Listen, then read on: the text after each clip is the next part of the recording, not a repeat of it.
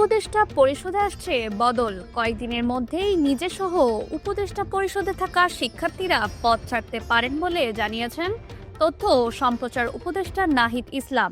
সরকারের থেকে আমার এখন মাঠে যাওয়া, জনগণের সাথে কাজ করাটা বেশি জরুরি মনে হয়। তাহলে আমি সরকার ছেড়ে দেবো এবং হয়তো সেই দলের প্রক্রিয়া যুক্ত হব। আর এ মাসের শেষেই ঘোষণা আসছে বৈষম্য বিরোধী শিক্ষার্থীদের নিয়ে নতুন রাজনৈতিক দলের। ৭১কে দেওয়া সাক্ষাৎকারে এসব বলেন তথ্য উপদেষ্টা।